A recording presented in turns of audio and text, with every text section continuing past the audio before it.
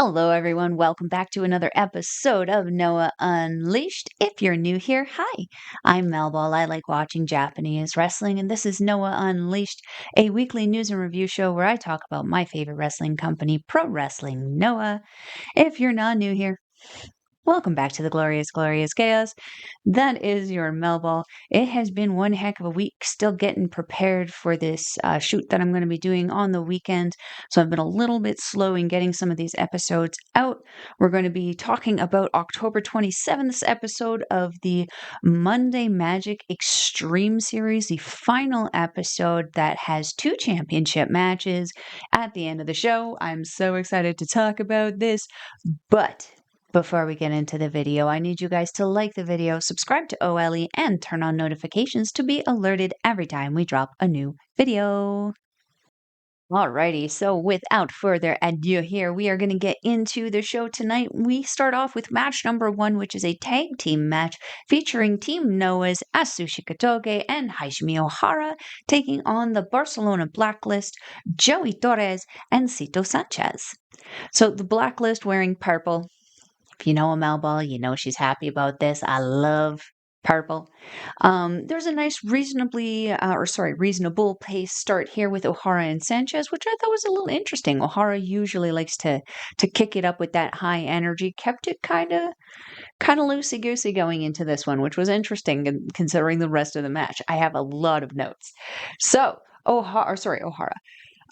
Torres hitting a Rana on Kotoge and then follows up with an arm drag and drop kick.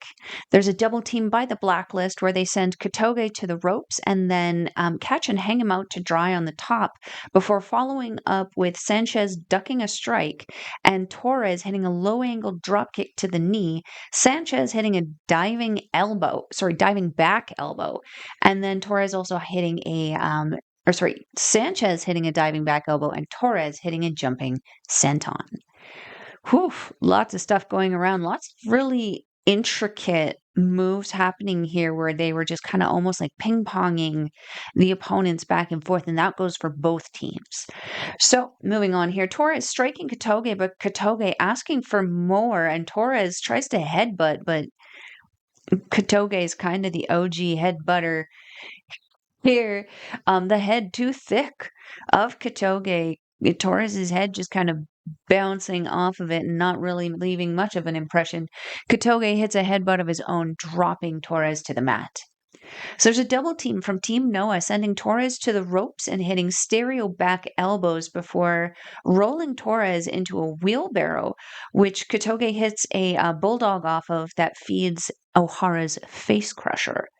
Ohara then applies a face lock while Kotoge hits the ropes and hits a drop kick. Really like, again, the intricate, almost sewing and stitching together of moves that both of these teams do in these matches. So, okay, where was I?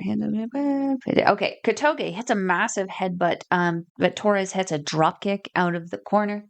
There's a jumping high kick and a diving back elbow by Sanchez on Kotoge, but Kotoge follows up with his choke on the ropes, and then the Maxim cutter, which is that signature rolling cutter. So a tilt-a-whirl backbreaker by Ohara, and he just does so good, so quick, so snatchy on Sanchez. 4-2, and then hits a Russian leg sweep into an arm-trapped half crab, which is broken up by Torres. Sanchez hitting a German suplex and follows up with a dive, but Ohara moves and gets a high kick from Torres, unfortunately, in the corner. This distraction allows Sanchez to grab Ohara and lift him to the ropes for the Barcelona Blacklist to hit their signature leg drop into the powerbomb combo. 4-2. So the finish here comes, you guys, with Sanchez hitting a tope suicida on Kotoge, and then Torres hits a corkscrew elbow drop on Ohara for 2, and then he hits a second corkscrew elbow drop for the win. This was a fun way to end the Barcelona Blacklist's tour to Japan. I was really enjoying watching them. They're so fast, so quick, these two. And then in combination with Vergara and Navarro, who we'll talk about a little bit later, these guys really entertaining, really, really fun. But again, the interesting sewing and construction of the moves that both of these teams do, just so incredible. The in-ring experience of all of these guys, just absolutely insane. So from here, we're going to move on to match number 2, which was I didn't write it down what it was. It was a 6-woman tag team match, which featured the team of AKARI, the Great Sakuya, and Nightshade, which I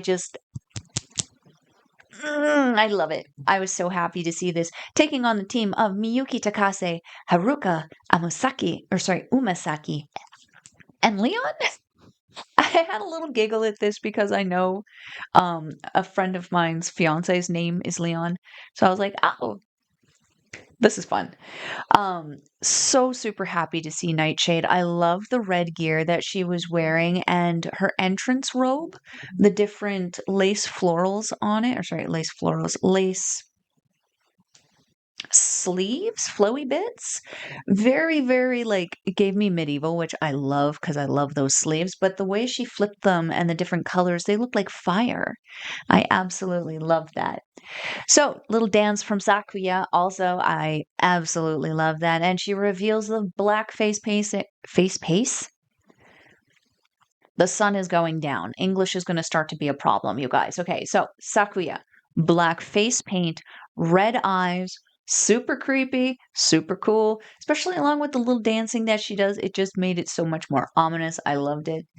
AKARI with an arm drag and a low angle drop kick, but Leon follows up with a tilt-a-whirl backbreaker, bringing in Sakuya and Nightshade, who send Leon to the ropes, and Sakuya hits her with a spinning mid kick.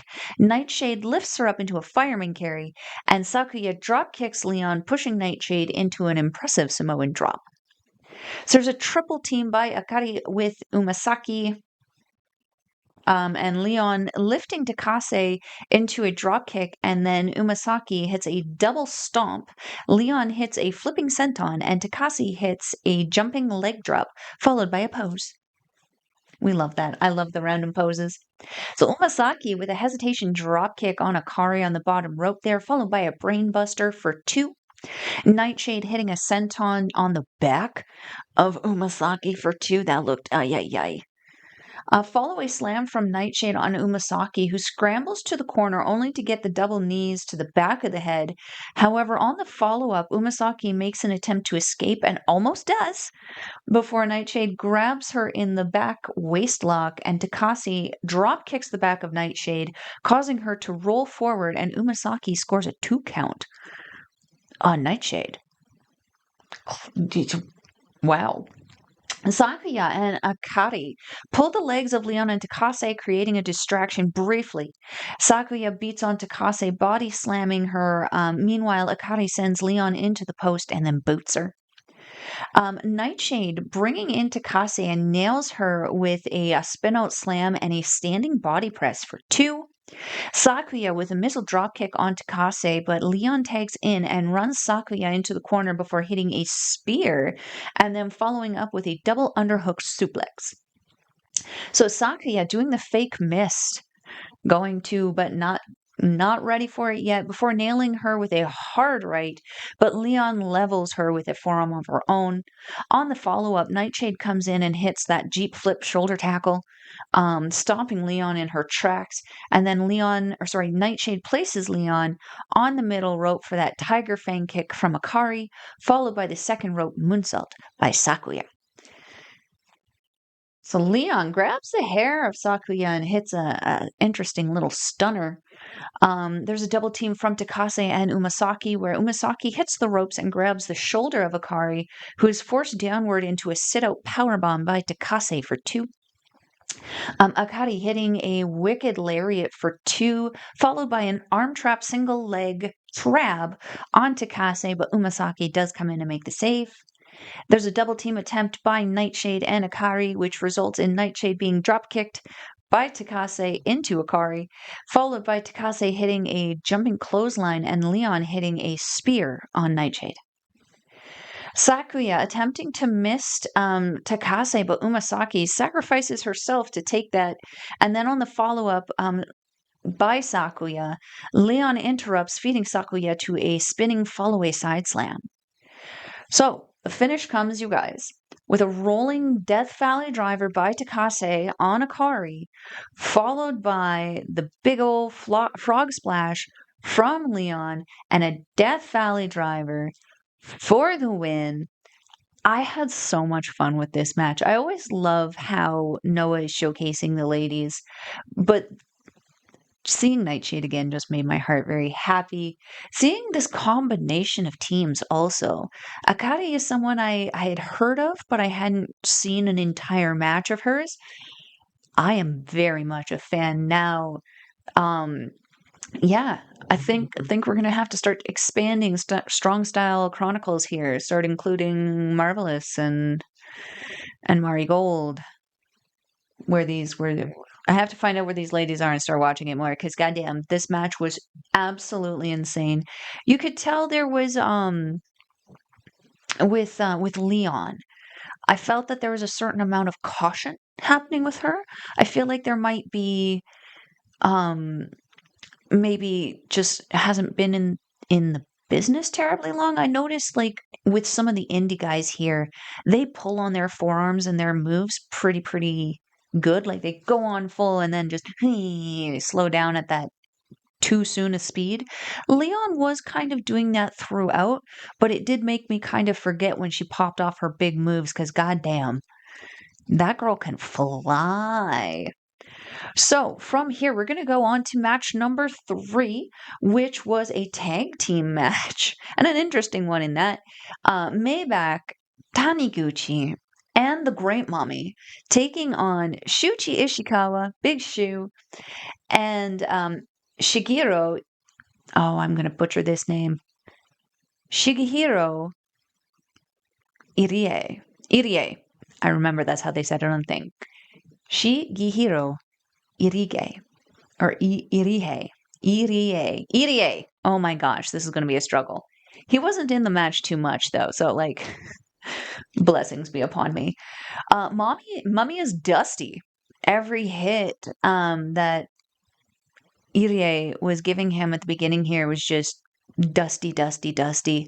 Um Also just kind of made the observation he looked a little shorter than usual and his feet weren't as taped up as they were in the past, but it is mommy's a mommy. Everyone degrades in their own way, right? Mummy, though, suddenly picking up speed, which when did that happen? Which I've never seen before. He's tackled down by Irie, but he gets back up almost immediately and starts pounding his chest before ducking a clothesline attempt and shoulder tackling Irie down and then shaking the ropes in a very suspiciously passionate manner. Mummy removes his mask to reveal that the mummy is Soya. Soya. And I had a good laugh because the rest of this match was just hilarious. So Irie knocking down Taniguchi in front of the ropes and then bouncing off the ropes like a whip to slingshot down into a body press for 2. Um, Ishikawa running in on Taniguchi after setting him up in the corner. Ishikawa also runs in on a lariat in the corner, followed by hitting Irie with a cannonball right in the face of Taniguchi. So he like shoved him essentially. So good. Soya constantly pulling up his pants came a little bit of a distraction for me because get your gear fixed. Should have had a belt on there, but it was pretty clear he was struggling slipping on the mat if he wasn't pulling up his pants because he's a shoddy. The finish comes with Ishikawa hitting a knee to the face of Taniguchi for 2, followed by the giant driver, which is that inverted pile driver for the win. This was a fun match. I had a lot of fun with this. This was it's good to see Manabu Soya doing his stuff again in the absence of the rest of the Passion Retells. I was worried when he first was kind of left alone what would be kind of happening with that. I'm happy to see him still kind of keeping busy. And it's always good to see Ishikawa. I'm really starting to enjoy seeing him quite a bit. Turn up the light here. There we go. So we're going to go on. Match number 4 here, and this was the Magic Rumble match. There were 7 participants in this one. We're going to talk about them as they come out. So the rules of this match, the Magic Rumble, is you start with the 2 opponents, and then you add 1 opponent every 60 seconds. It's a standard Rumble rules, top rope elimination until the last 2, at which point pinfall and submission will be the route you preferably take. So, the first entrant, Titus Alexander, and the second entrant is Kaito Kiyomiya. Yes, let's freaking go. The crowd chanting first for Nippon and then for the USA made me super happy to see, because with the whole thing in the world outside right now, it's so nice to just see happiness in the ring. So, uppercuts. Sun is gone, you guys. Uppercuts to start, followed by running the ropes. When Kiyomiya gets a crossbody, though, Alexander goes for, when Kiyomiya goes for a crossbody, Alexander gets the knees up, and the countdown for the next person starts with Alex trying to toss out Kiyomiya. The next entrance is Nathan DeWind. Makes me so happy. He's been having such a good time over here for this tour. So Nathan DeWind comes in and he vaults over the cameraman who's at the bottom of the entrance ramp there to the apron, then springboard drop kicks to Kiyomiya and Alexander, followed by a double knees, which Alexander reverses, but DeWind hits a Rana. The speed is going up now. Oh, I lost my space. Both DeWind and Alexander then tried to eliminate Kiyomiya. So the next entrant to come in is Eddie Vergara, who enters hitting a senton on Alexander, a scoop body slammed on DeWind, and then a double stomp. Yeah, to just come in like a Spitfire, why don't you? Vergara then stacks them all up in the corner with the Olay, whips, and then hits the double knees on everybody. The next entrance in, Danny Duggan, who immediately comes in with strikes and chops before whipping Alexander in the face of Kiyomiya in the corner and Vergara in the other, and then feeding them into running chops. Alexander then tries to reverse what's going on, but Duggan sidesteps him and brings him around to whip back into Vergara. Duggan then tries to lock on something on Alexander, which is interrupted by Vergara, who puts on a gory special and then locks Alexander in the Boston Crab, which DeWind breaks up with a dropkick. Always super cool to see these super innovative moves. 2 submissions happening at once with one person. It's just so super cool. Daga is another person who I've seen do stuff like that. It's just so, I forgot what he calls it. I have to double check with Andre. I know I told Andre that memory is like an iron clasp for some things. So moving on here. Okay, we got past the Danny Duggan part. The next entrant to the Rumble here is Iker Nerfaro. Very, very high energy wrestler. Very, very excited to see him in here. So knocking down DeWind and hitting a shoulder to the gut of Vergara before coming in with a sunset flip and knocking down Vergara again. So Danny Duggan tries to eliminate Navarro, but he is able to hold on. The next entrant is Dragonbane, who comes in with a high kick and springboard forearm to Navarro, and he follows up by picking up speed and hitting a Rana on Vergara, followed by a head spring kip up. So our first elimination comes when DeWind tries to toss Duggan, but Duggan actually reverses and tosses DeWind to the apron.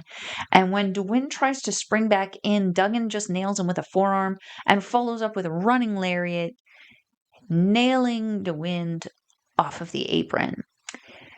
So Vergara is the next victim on Duggan's list, but he managed to flip back into the ring and hit a lariat, but it does very little damage to the much larger Duggan. There's 2 more attempts, but on the second one, the next elimination comes when Vergara goes into a headstand, which he transitions into a Rana on Duggan, sending him to the apron and then following up with the handspring kick, knocking Duggan off the apron, eliminating him. So, we are now down. Oh, wait. We still have Vergara. The next elimination comes. After some back and forth between Kiyomiya and Vergara, Vergara kicks Kiyomiya back in the head, but this gives him the distance that he needs to hit that big uppercut that he does, knocking Vergara off the top rope and eliminating him. We are now down to the final 4, and those final 4, Dragon Bane, Kaito Kiyomiya, Iker Navarro, and Titus Alexander. So Bane and Kiyomiya agree to team up, and Navarro and Alexander do the same. They all start brawling with each other, with Alexander hitting an uppercut on Kiyomiya and Dragon Bane hitting a jumping knee on Navarro. Then Dragon Bane turns his attention to Alexander, but because Navarro wasn't quite down, he gets a thrust kick from Navarro, and then Kiyomiya comes in to strike away Navarro, only to be attacked by Alexander. So Alexander and Bane trading kicks before Kiyomiya gets in the way and eats one of them. A Spanish fly by Bane on Alexander, followed by the handspring kick to Navarro. Kiyomiya and Bane trying to double team Alexander, but he's able to reverse, and when Bane comes back, they end up tossing Bane over to the apron, and then when Alexander jumps to dropkick Kiyomiya, he ends up ducking, and Alexander ends up dropkicking Dragon Bane off the apron instead of Kiyomiya into Dragon Bane, but an elimination's an elimination, right? We're going to go with it. Alexander takes the opportunity to get his hands on Kiyomiya at this point, strikes uppercuts back and forth until Alexander tries to do a spinning mid-kick, but Kiyomiya catches it and feeds him a Dragon Screw leg whip. There's a double underhook release suplex by Kiyomiya on Alexander, and Navarro comes back, hitting a lariat on Kiyomiya. There's a Shining Wizard by Kiyomiya on Navarro, followed by a jumping knee by Alexander on Kiyomiya, but Kiyomiya is up in desperation and hits a jumping knee of his own before collapsing. So Kiyomiya and Alexander striking back and forth again, with Kiyomiya getting the better of Alexander by hitting a jumping knee, staggering Alexander to the ropes, where Kiyomiya tries to dump him, but Navarro, taking advantage of them not paying attention to him, instead coming in and dumping Kaito Kiyomiya. And we are down to the last 2, Titus Alexander and Iker Navarro. I am so excited. Okay, Navarro. Let's go. I lost my spot. Okay, last 2, Alex and Navarro. Okay, these 2 have very similar styles. So the speed was about to be cranked up to 100, and the pace goes insane. Release German by Navarro on Alexander, followed by the bouncy second rope drop kick that folds Alexander in half like a lawn chair for 2. There's a rebound lariat attempt by Navarro, but it's ducked by Alexander, who then hits a lariat of his own to Navarro, sending him to the apron. So he's waiting for Alexander on the apron, though, and he hits an assisted high kick before sunset flipping back in over the rope and over Alexander and hitting that rebound lariat finally. So Navarro going for that bouncy again, but Alexander drop kicks him out of the sky and follows up with the handspring cutter for 2. Navarro getting Alexander in the tree of woe and looking to do that double stomp, but he stumbles on the first one and then quickly gets back up, hits it the second time.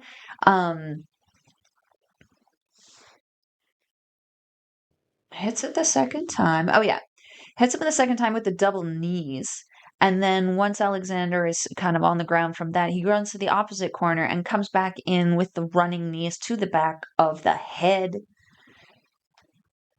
Okay, Navarro going for the rebound lariat again, but Alexander hits that Shining Wizard and then follows up with the fireman carry cutter for 2. The finish comes with Alexander nailing Navarro with that big ugly, which is that beautiful roll through German suplex hold for the win. Let's freaking go. I love this match. I was exhausted. I actually had to I watched this. I didn't watch the show live.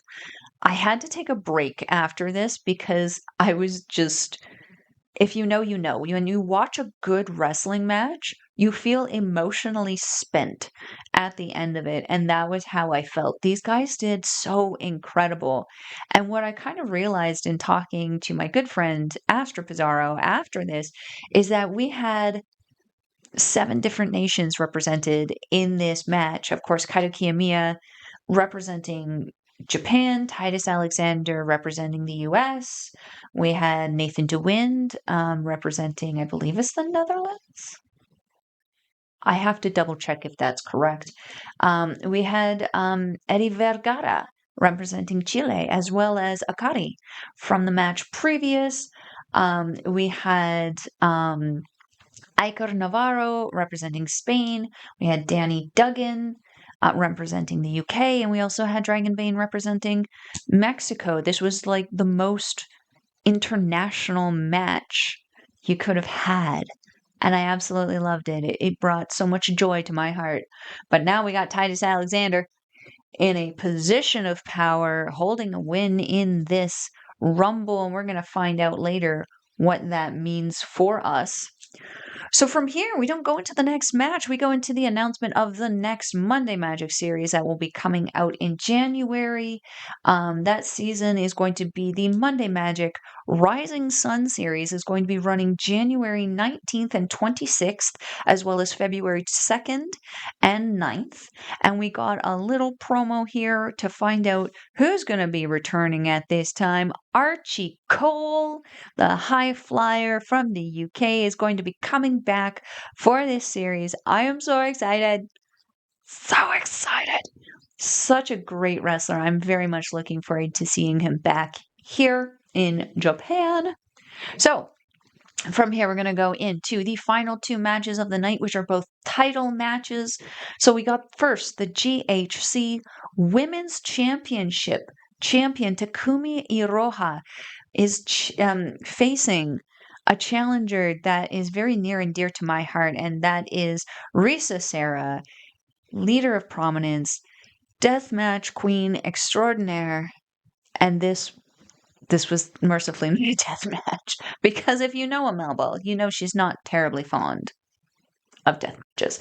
So we start off with them trading very, very hard strikes in this one. Sarah choking Iroha on the bottom rope before dragging her in and locking on a Boston Crab and transitioning into the best move in professional wrestling, according to me, unless you're boring, the Dingle Dangle. And the Dingle Dangle, for those of you who don't know, is a hanging Billy Goat's curse. That's the boring explanation. It's a Dingle Dangle, and it was a swinger. I loved it. I was happy. It made me happy. Afterwards, grinding her foot into the back of Iroha, really grinding in that pain. Iroha hitting that flurries of kicks before hitting a high kick and a shining wizard off of the ropes. The ref at this point, this is the first check that he does on Sarah, and he was checking her throughout the match. Had me quite concerned. Her knee, particularly, I believe it's a right knee. No, the left knee. No, it might be the right. I have to double check my footage. But one of the knees, I believe it was actually the right, more heavily taped than usual. We saw it's a lot thicker, got a thicker brace on there. So the ref checking the heavily wrapped knee of Sarah and asking her if she wishes to continue, actually asking Iroha to give a little bit of space in the meantime. But as soon as Sarah says, no, I am fit to continue, it was like an invitation. Iroha immediately locks on a knee lock on that knee and then wraps her legs around that leg so she can't really escape. That being said, though, she also couldn't really prevent Sarah from crawling too much, which she does and eventually makes it to the ropes. And at this point, Sarah finding it difficult to carry on. She is hitting the ground quite a bit, looking a little concerned, struggling to get back to her feet. Iroha just joins her on the ground. They just start beating the crap out of each other on the ground, eventually making their way back to their feet.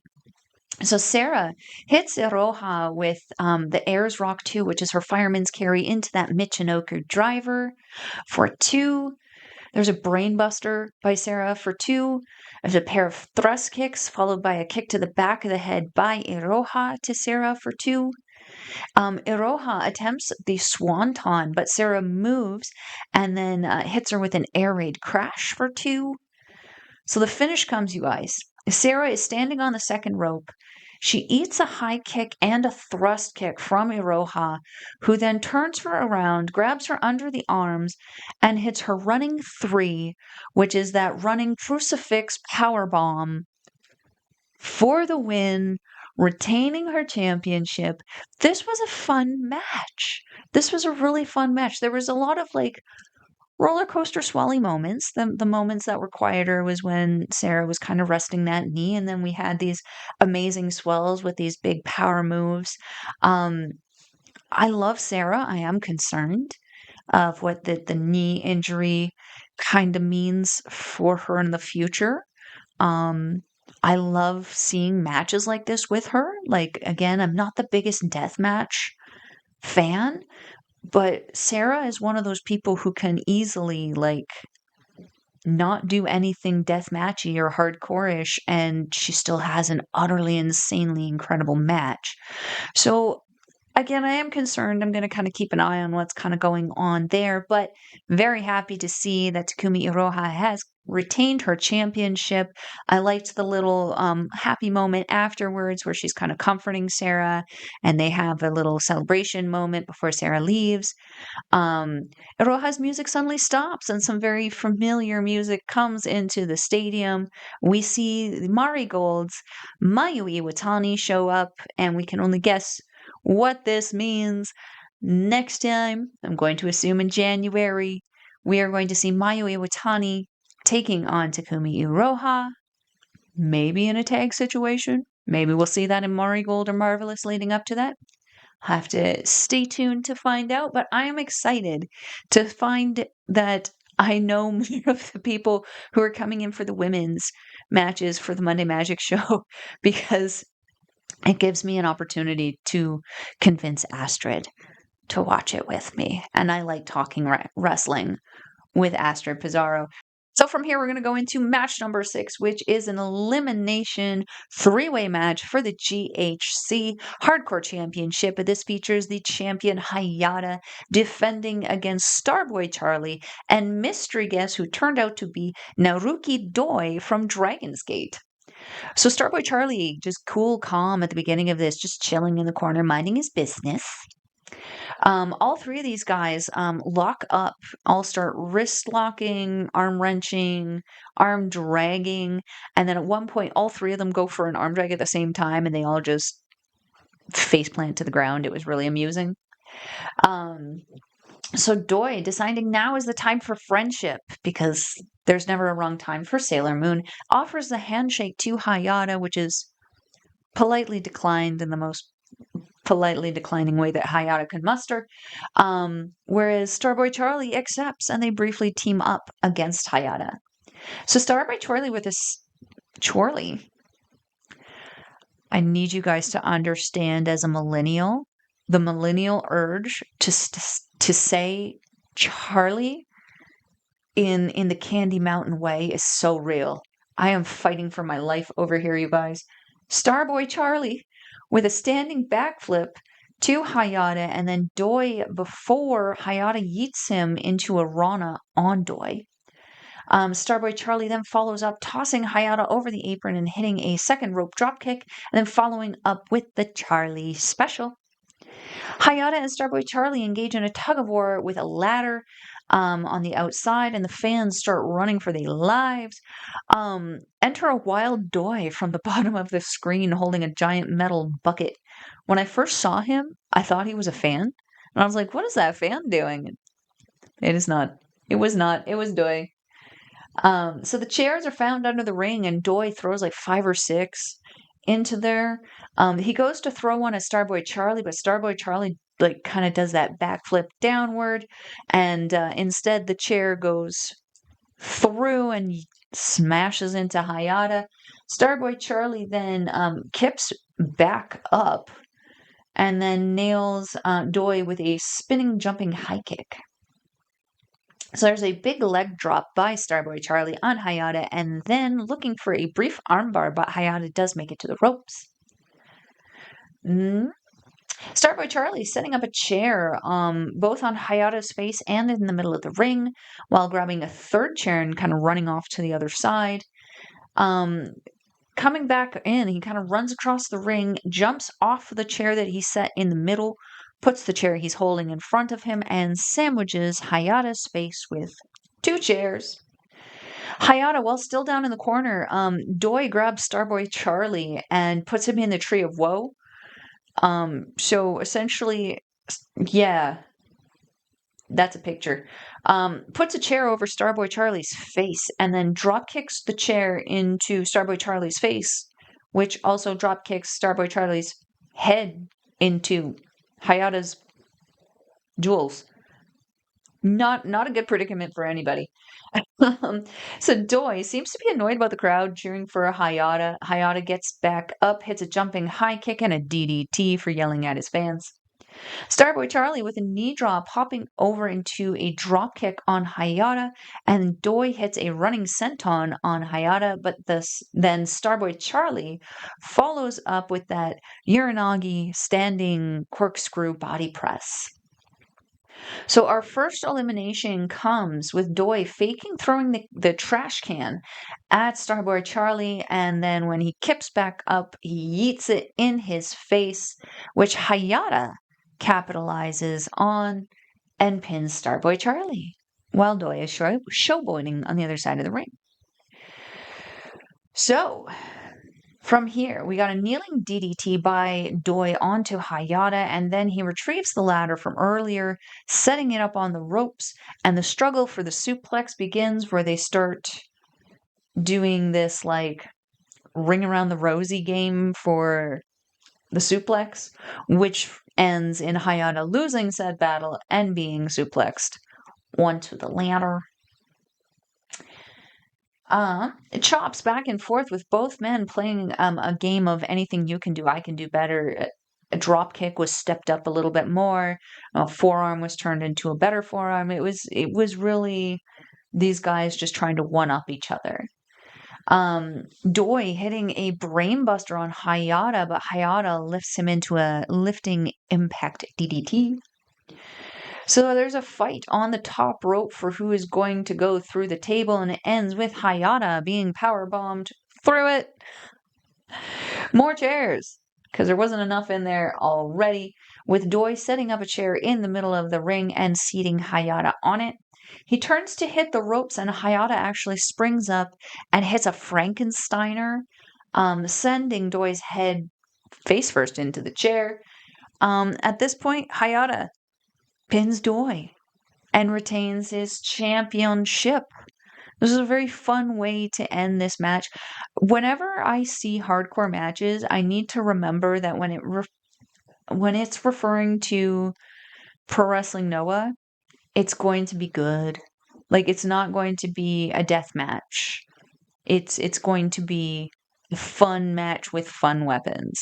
And that's exactly what this was. None of these guys seemed too excessive. They were doing their thing while still involving the weapons, still pulling off their moves, still putting more emphasis on the work that they're doing in the ring. So I really, really enjoyed this. Post-match, we get Titus Alexander's music hits, and he comes out to make his intentions known to Hayata. He lets us know that not only is Archie Cole coming back in January, so is Titus O'Neil. Yes, I'm so excited. Ooh, Kermit the Frog came out there. I got so excited. I am so excited for this. It can't come soon enough, because once that happens, that means Hayata is defending that championship against Titus Alexander, and a hungry Titus Alexander is a 10-star match. Alexander, I'm excited for this. This was such a fun show, especially capping off with 2 championship matches. This brings us to the end of the show. What did you guys think? Did you guys get a chance to take in this incredible tour? If you haven't, I highly recommend that you get on Wrestle Universe right now, subscribe to it, and check it out. You can go back into the archive. You can see all the older ones, which have some familiar faces, some newer faces. This tour has been so good. And I love that this is almost like an introduction or like a tryout that Noah kind of almost uses to consider bringing people on full time or full roster. I love what they're doing with this. And speaking of Wrestle Universe, if you do want to subscribe to them, it is 1,298 yen or approximately 13 Canadian, 9 American. That's an incredible price for some incredible wrestling because not only do you get Pro Wrestling Noah, you also get Tokyo Joshi Pro. You also get DDT. You also get Mari Gold. You also get Marvelous. You get 10 different companies for the low price of 13 Canadian, 9 American. Who can say no to that? Who can say no to that? I sure can't. That's why I'm here. That being said, you guys make sure you like the video, subscribe to OLE, and turn on notifications to be alerted whenever we drop a new video. If you want a daily dose of your Melball, you can catch me on the X thing at Cullen's Melball. You can catch me on everything else, Facebook, Instagram, TikTok, Mastodon, and Blue Sky at Melball Collins. So, to recap what we're going to be having next week we are going to be having, more than likely actually on the weekend, I'll probably be releasing, no, next week, it'll be next week, I will be releasing the Noah Grand Prix tournament prediction video, as well as the vlog video that I have been working on for the last month, because we'll have wrapped up this weekend and I can finally stress about the Grand Prix tournament and not my rehearsal time and practice time. So, that all being said, you guys, I am your Melba. Matane. Mwah.